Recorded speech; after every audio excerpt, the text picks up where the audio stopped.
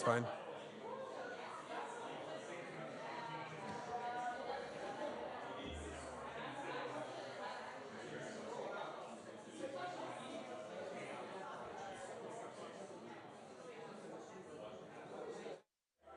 You good?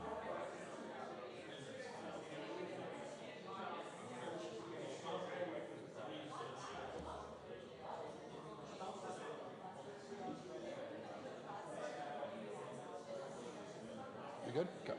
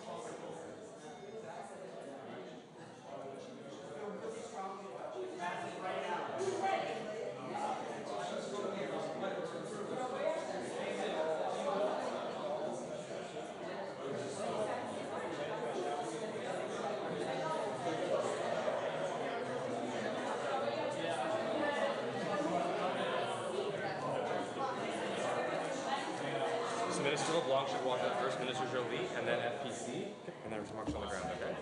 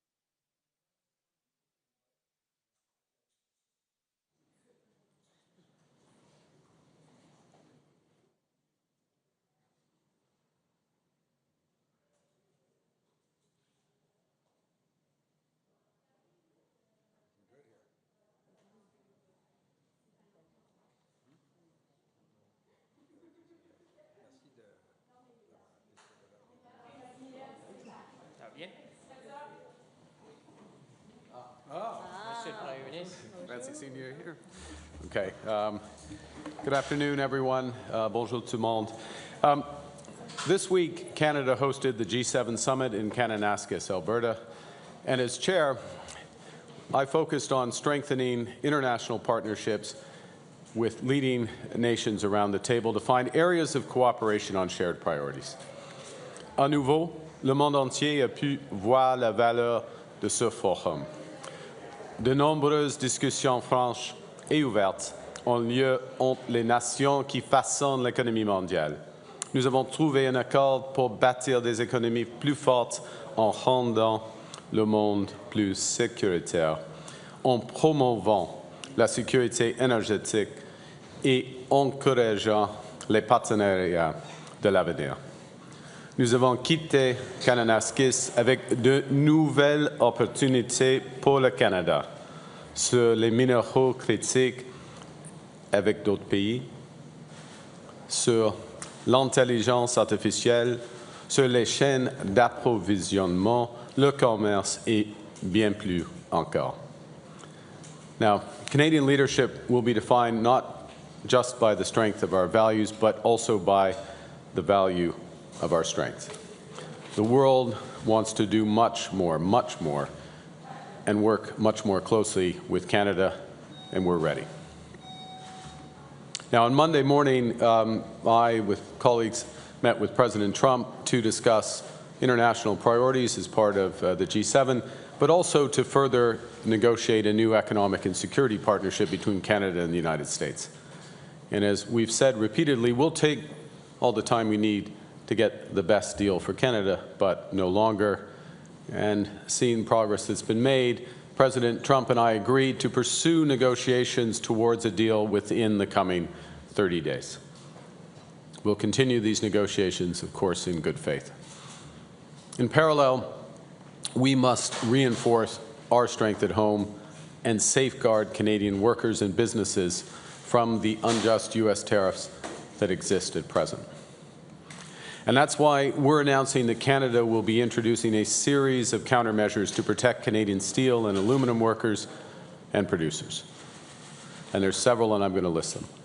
First, Canada will adjust its existing counter tariffs on U.S. steel and aluminum products on the 21st of July, at the end of that 30-day period, in other words. We're going to adjust them to levels consistent with the progress that's made at that point on the broader trading arrangements with the United States. Secondly, we will implement reciprocal procurement rules, ensuring that only Canadian producers and producers from trading partners that provide Canada with tariff-free reciprocal access through trade agreements can compete for federal government procurement of steel and aluminum. Troisièmement, le gouvernement établira de nouveaux quotas tarifaires de 100% sur les niveaux d'importation de produits d'acier de 2024 en provenance de pays pour stabiliser le marché canadien et d'empêcher un détournement commercial dommageable suite aux actions prises par les États-Unis. Ce quota seront appliqués réactivement et seront réexaminés dans les 30 jours. Quatrièmement, le gouvernement adoptera des mesures tarifaires supplémentaires au cours des prochaines semaines pour s'attaquer aux risques associés à la surcapacité mondiale persistante et au commerce déloyal dans les secteurs de l'acier et de l'aluminium qui sont exacerbés par les mesures américaines. Les mesures canadiennes s'appliqueront selon le principe du pays de fond et de coulage pour l'acier et du pays de fusion et de moulage pour l'aluminium. The Government of Canada will also review its remission framework for automobiles to favor the use of Canadian steel and aluminum in Canadian-made products.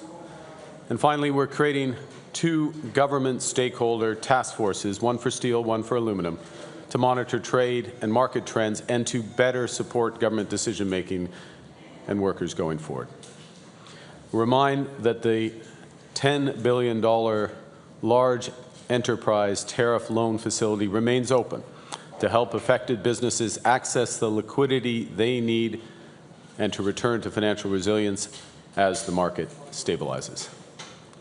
In short, the government is responding to the impact of the unjust U.S. tariffs with multiple tools. We will review our response as the negotiations progress.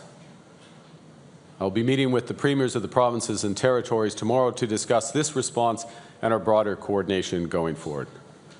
The next week, I will attend the Canada-EU Summit, as well as the NATO Summit, as part of Canada's new government's mission to strengthen and build security and economic partnerships with reliable partners. And this week, in this House, the Parliament has the opportunity to pass the core of our domestic economic response, the One Canadian Economy Act, because together, we as Canadians can give ourselves far more than the Americans can ever take away. Steel and aluminum workers are on the front lines of this trade crisis. These are the workers who will help us build one strong Canadian economy, the strongest economy in the G7. Alors, nous les protégerons, ainsi que leurs familles, et nous le ferons avec urgence et détermination. Merci beaucoup, and now the ministers and I will be happy to take your questions. Thank you, Prime Minister. Merci, Monsieur le Premier ministre. Nous allons maintenant commencer la période de questions. We'll start with the first question. Monsieur. Judah Melise, The Globe and Mail. Are you imposing anti-dumping tariffs because the U.S. asked you to as part of these negotiations over the 30 days? The short answer, no. There was not a request from the United States, but it's a consequence of the U.S. actions. As you know, the U.S. tariffs on steel and aluminum are global tariffs. They're not targeted specifically at Canada, but they, of course, affect our steel industries and our workers. And one of the consequences of that effect, or prospective consequences, is that steel from other countries, from third countries, start to come into Canada if we don't protect our industries. So we're setting these quotas. It's a long word, tariff rate quotas, but a quota for the amount of steel that can come in from third countries to limit that amount, to stabilize the market. And to be clear, we will be reviewing the level of those tariff rate quotas as this progresses. It depends on what the United States does, first and foremost with Canada, whether we come to an agreement in the next 30 days, but also what they do with the rest of the world. Non, ce n'est pas une requête du gouvernement américain, c'est pour notre industrie. Mais le point est, c'est une réponse à l'impact global des actions des Américains. Parce qu'il y a le marché de l'acier et de l'aluminium sont déstabilisés par les tarifs globaux des Américains et il y aura possiblement et probablement des retombées négatives ici au Canada. Alors avec les quotas, on protège nos marchés et nos travailleurs. Merci. And will the government be rolling out any additional support for the industry beyond the emergency loans that you mentioned? For example, would the government ever consider investing directly in a steel producer? Well, it's an important question, and I'll say the following. First is that we're united in working on all forms of support for the industry short-term, tariff measures we're announcing today, liquidity as necessary, but also a necessary restructuring of demand and the industry that will happen almost irrespective of what happens between Canada and the United States because of the global impact of the new U.S. trade policy. So that starts with buying Canadian steel and aluminum for federal projects, working with the provinces to do the same, making sure that the enormous infrastructure bill that's about to happen in this country, if we get the One Canadian Economy bill through Parliament, the impact of these nation-building projects, making sure that those are taking advantage of our industries. Same with autos. Same with the new defense spending that will be considerable over the years.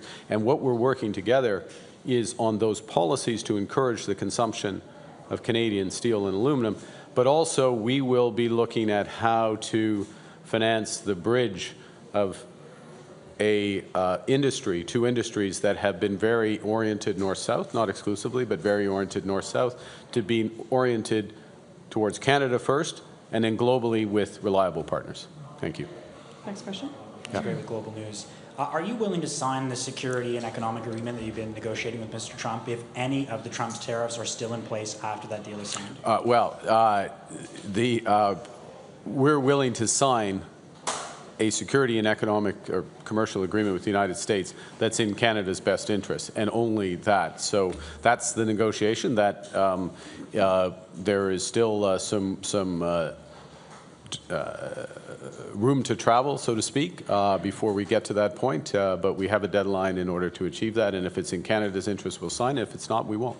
So you're willing to sign a deal with the Americans and still have some of the tariffs that Donald Trump has signed still in place? Ça dépend. Sorry, it's a negotiation right now. I was anticipating the en français. Sorry, but yeah, it's a negotiation. We start from a position which is clear in terms of the tremendous contribution of Canadian workers, Canadian companies, first and foremost to jobs and livelihoods here in Canada, but to the competitiveness of the American, for example, specifically in the auto sector where steel is and aluminum are so tightly tied, and our auto companies are so tightly tied. We are part of the core that makes American automakers competitive. It is in the U.S. interest as well. They have to fully see that. Thank you. I'm going to say J'ai oublié la question, c'était là dans ce moment. Alors, on verra.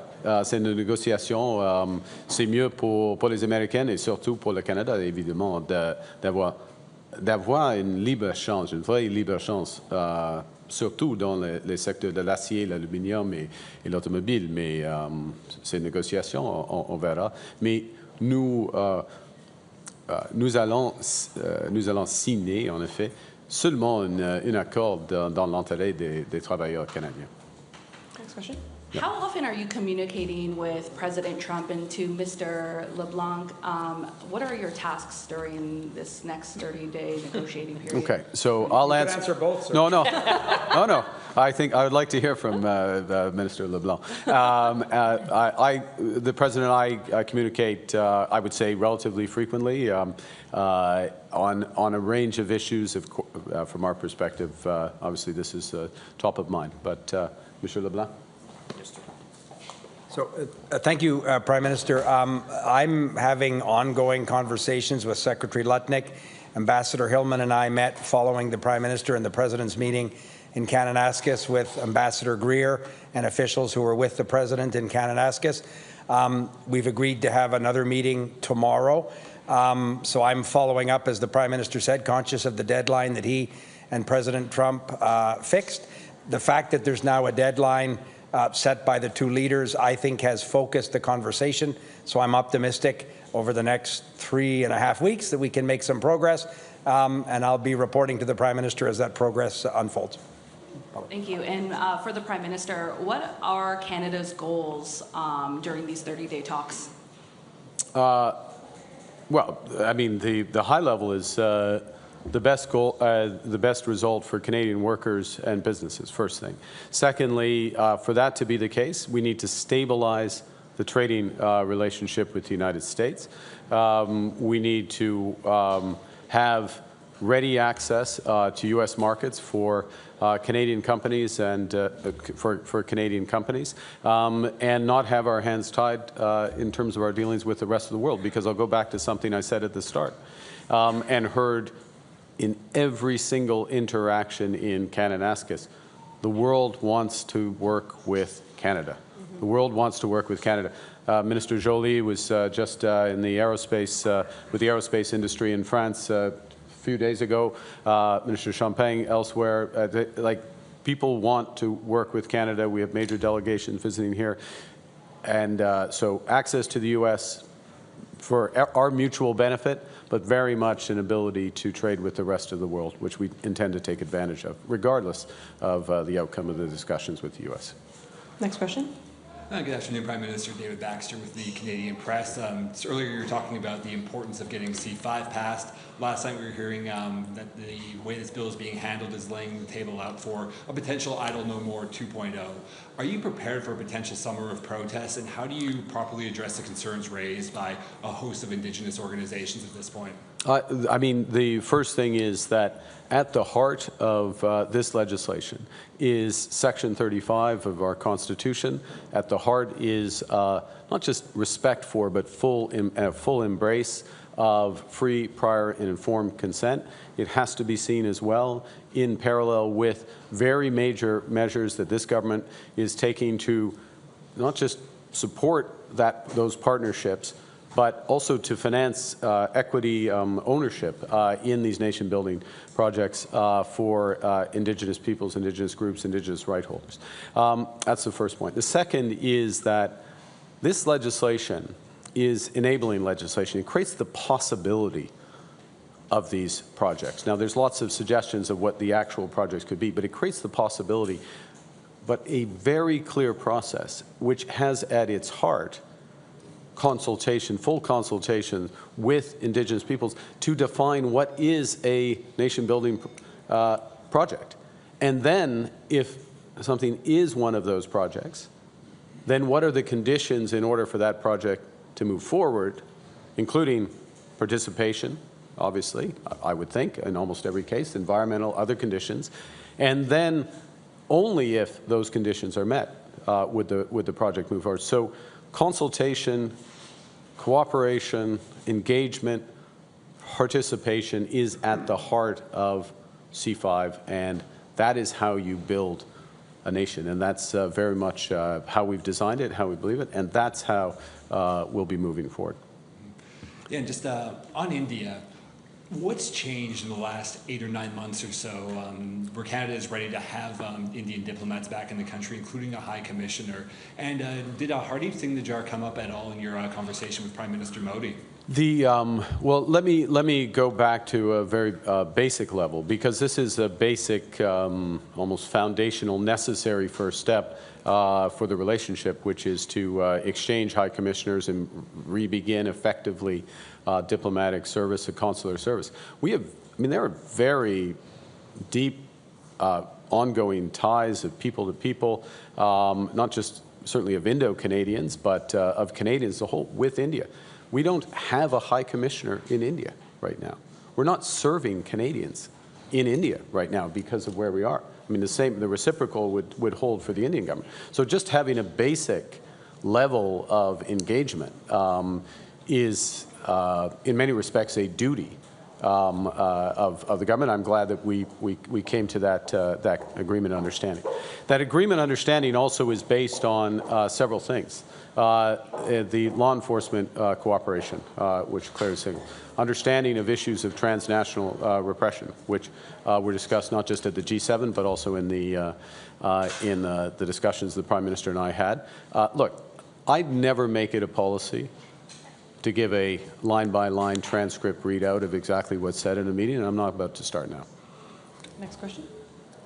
Prime Minister, good afternoon. Greg Quinn with Market News. I have a document showing some of the fiscal plans for this year. Look at that. It looks like it's written on a napkin, Greg. Well, I don't know whose napkin it is. It said there's a contingency borrowing authority. Is that the opposition's fiscal plan? No, it's finances. It says there's a contingency or an option to borrow 95. What kind of shop are you running? Sorry, Greg. I'm sorry. I respect. Yeah. Just an executive summary. That's the executive Okay, start again. You have a document. I'm sorry. I treat it with. It outlines fiscal plans for this year, and it mentions an option to borrow up to $95 billion, excuse me, to cover geopolitical risk. We're in the middle of some delicate trade talks with the U.S. I just wondered, in these circumstances, why do we need to set aside that amount of money to get through this? Well, in all seriousness, obviously, by my response to your document, I haven't seen what you're talking about, so you're asking me to comment on something I haven't seen, full stop. Then I'm going to tell you something you already know, which is that any responsible government makes contingency plans.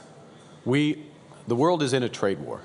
The world's in a trade war that is running a risk of a global recession.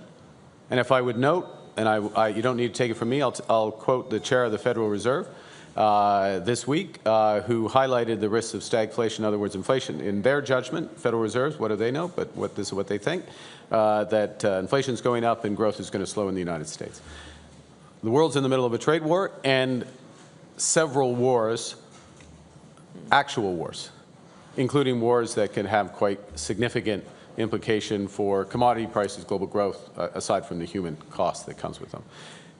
Any responsible government, any responsible organization makes contingency plans for those circumstances. Secondly, I'd like to turn to talk of making Canada an energy superpower. Yep. Danielle Smith has said, there could be a referendum next year, and the legislation around that is 170,000 people can put that on the ballot. Brian Mulroney once perhaps referred to rolling the dice with the future of Canada. Is it appropriate for that few people to put the fate of a G7 nation in the balance? I see what you're trying to do. Look, the province of Alberta, provinces make determinations on the rules governing referenda, voter plebiscites, other factors, and they can make determination on how they come into force. Determinations on broader issues of referenda at a federal level, including supported by Supreme Court decisions, are governed by the Clarity. I will refer to the Clarity Act. But look, what we're interested in, what Canada's new government is interested in, what Parliament, I think, most parliamentarians are interested in, is building this country, not breaking it apart. It's working together, working with Indigenous peoples, working with provinces, working with labor, working with business. We have we have many, we have this threat, this realizing from the U.S. that regardless of what outcome we get, I mean, it matters what agreement we get, but it's changing the world of trade. It is changing the outlook for the global economy in not just immediate, but the medium term. We have to take more responsibility ourselves to move forward, which is what we're doing with the One Canadian Economy Act and what's underneath it, which very much includes, and I'll finish on this, very much includes cooperation with the province of Alberta, the province of Saskatchewan, province of British Columbia, all the provinces and territories, Indigenous people, for these nation-building projects. And we're having constructive, I would say, very constructive discussions with Premier Smith and stakeholders in Alberta specifically, and we intend to convert those to actual projects, investment, jobs, and a brighter future for the country. We'll have time for one last question. Dernière question. Minister Michael Couture with CTV News. The Haute Commission and now a CSIS report says that India is one of the main perpetrators of foreign interference and espionage in Canada. I know you don't want to give a line-by-line conversation about what you had with Prime Minister Modi, but given how this does affect Canadians very personally, what did you say to Prime Minister Modi about it, and did you tell him to stop it? We've made our position very clear, including recently, that we will not tolerate transnational repression in Canada from any source, geographic or institutional. Nous sommes absolument clairs que ce n'est pas acceptable du tout d'avoir de l'ingérence étrangère ici au Canada, n'importe quel pays, n'importe quelle institution. I want to ask you about the conflict in the Middle East and whether or not you support the U.S. directly striking Iran in the goal of diminishing their nuclear capacity. And say the following, which is that the prospect,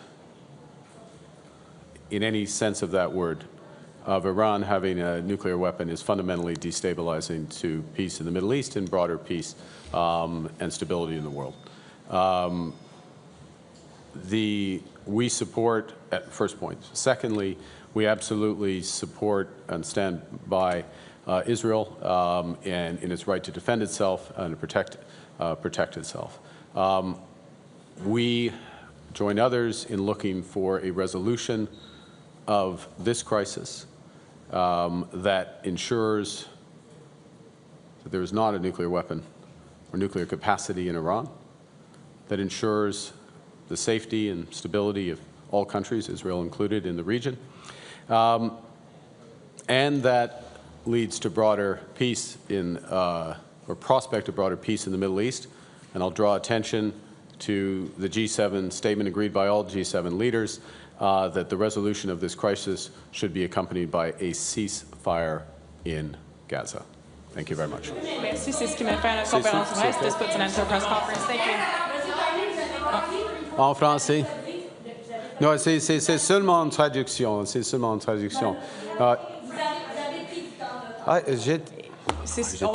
faire la traduction en français, mais on doit quitter pour QP. Oui, on en doit français. quitter pour la période de questions. Merci. C'est fait. Merci tout le monde. Merci. Bonne journée.